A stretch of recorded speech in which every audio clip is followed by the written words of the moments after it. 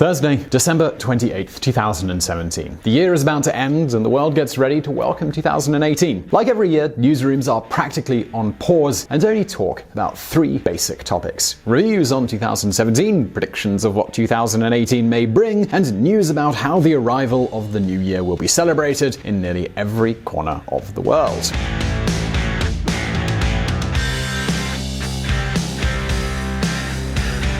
However, dear viewer, on Thursday, December the 28th, when the year seemed to be over, this news came out. Numerous protests and demonstrations began to emerge throughout Iran. It all began in the city of Mashad, a historic Shiite pilgrimage site, the hometown of the supreme leader Ayatollah Khamenei, and one of the bastions of the regime.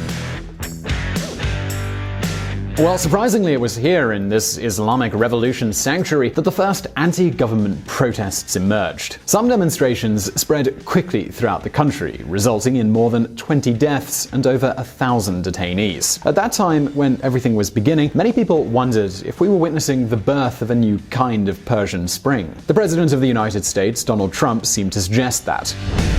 Iran is failing at every level despite the terrible deal made with them by the Obama administration. The great Iranian people have been repressed for many years. They are hungry for food and for freedom. Along with human rights, the wealth of Iran is being looted. Time for change. But just a moment. Have we really witnessed an incipient Persian Spring? Have we really seen the powerful Ayatollah regime wobble? Well, no, we haven't. Not imminently, at least. You'll see what I mean in just a moment.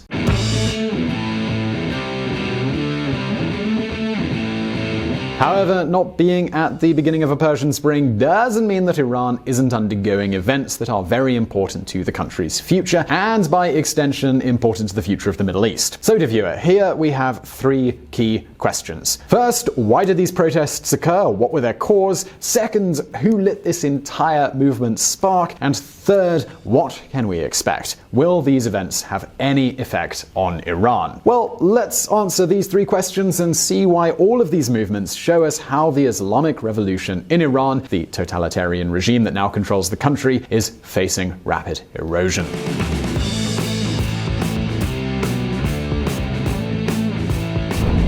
The fire's causes.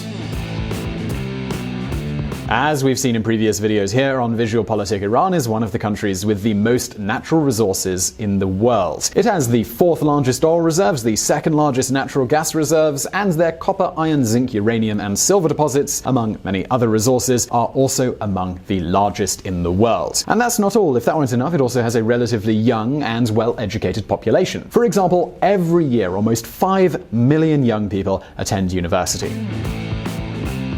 In principle, it seems like this country should have an easy time getting things to go well for it. However, despite this, its economy is a disaster.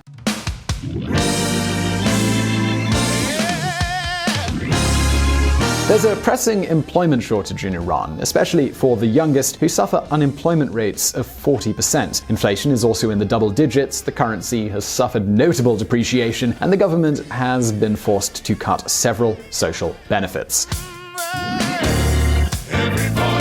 And this all clashes head-on with the huge expectations generated from the 2015 nuclear agreement. See, there was widespread hope that this government would be a turning point for the country's economy. Investments would begin to arrive and world markets would reopen to do business with Iran. President Rouhani himself supported this thesis, and the truth is, since the agreement was signed, they have improved. Since many of the sanctions were lifted in 2016, not all of them though, the United States actually still maintains several, oil production has increased by 20%. Public accounts have improved and the growth rate has soared to almost 7%. However, these changes haven't been enough, among other things, because the Iranian economy has more holes than Swiss cheese. See, corruption is very widespread. A good section of the economy is in the hands of corporations that are linked to politicians, religious foundations, and the powerful Revolutionary Guard, and they, of course, receive all kinds of privileges.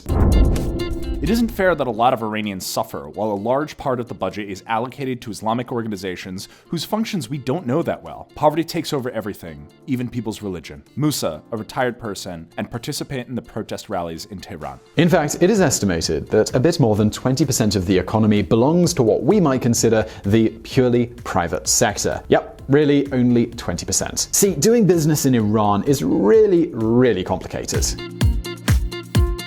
See, the World Bank's Doing Business ranking, which measures how easy it is to do business in a country, ranked Iran in position 124. And if we take a look at their Economic Freedom Index, the results are even worse. They occupy the 155th place. And well, Iran, it isn't even a World Trade Organization member, and it maintains average tariffs of approximately 25%.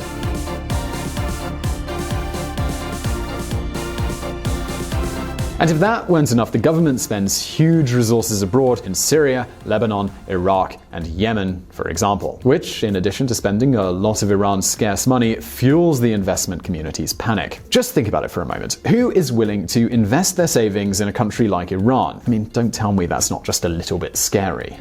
The main problem comes from the revolution's export ideology and from supporting the Shiite groups from Lebanon to Yemen. The system spends money on these campaigns without taking the needs of the people into account. Farah Mars, law student and activist. Of course, the result of this disastrous model falls on the shoulders of Iran's citizens, especially its youngest. And this is important here because it is estimated that around 50% of the country's population is less than 30 years old. Now we know what sparked this protest. But who's behind all of this? Who organized the first rallies? Could it actually have been the United States, as the Tehran regime denounced? Could it have been a well-organized and well-prepared political opposition? Well, let's see. And listen up here, because you might be surprised.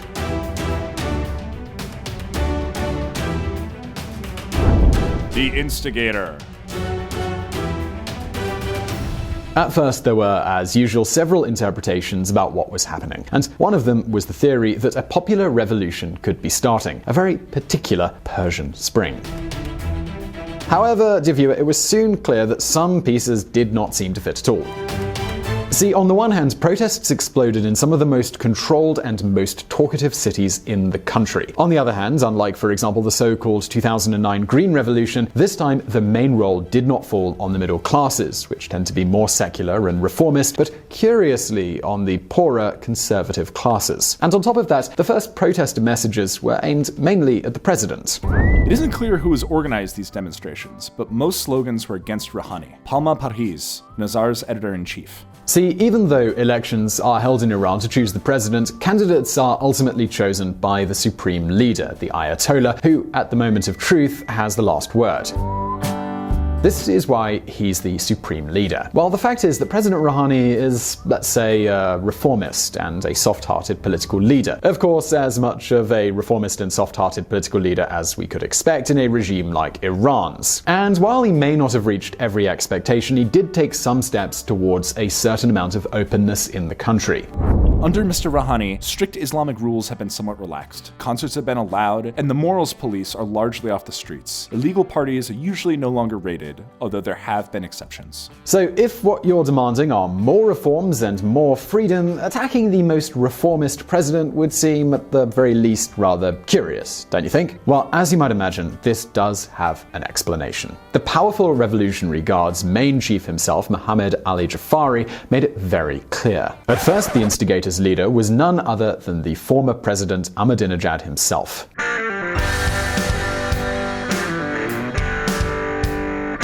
That's right, ultra-conservative groups organized the first protests to erode the reformists' political capital. But of course, in a country where 50% of the population is less than 30, where there is widespread frustration and above all smartphones and internet access, it's not a surprise that the contagion spread very quickly. Within hours, the calls to protest spread through social networks and communication applications such as Telegram, the most popular application in the country. Suddenly, spontaneous protests broke out all over the country.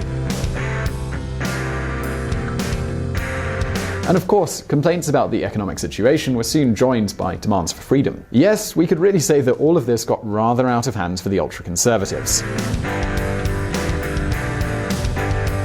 Of course, the government didn't take long to react and use the force we can all imagine a dictatorship like this has. Detentions, considerable threats, and even capital punishment due to rebellion, treason, and connection with foreign intelligence services all began. As for the recent days' developments in the country, enemies have been united to create problems for the Islamic system by using various means, including money, weapons, politics, and security apparatus. Ayatollah Khamenei. The response was so big that the government has just announced a prohibition on teaching English in primary schools, supposedly to avoid cultural invasion. As you can imagine, all of this stopped the protests. However, even though we aren't facing a Persian Spring, the fact is that all these events showed several of the totalitarian regime's weaknesses.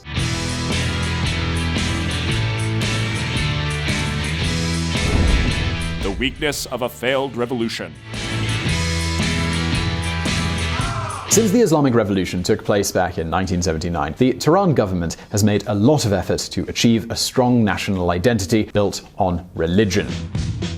See, according to the Iranian news agency, there are more than 1.5 million, yes, 1.5 million clerics teaching the Quran and promoting Islamic principles in schools and in all kinds of educational institutions.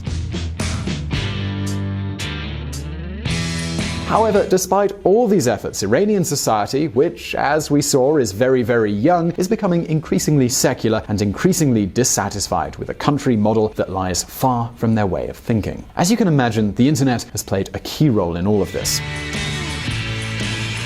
Well, if we add the regime's inability to generate opportunities for all these young people to all of this, it isn't unreasonable to think that we will witness a very fast erosion of this country's political pillars in the next few years. Mind you, this is harder to imagine in Saudi Arabia, and even then we are beginning to see it with the changes that Crown Prince Mohammed bin Salman is introducing. While Iranian society is much more open, much more secular, independent of religion, and better formed, so, well, we'll just have to wait and see.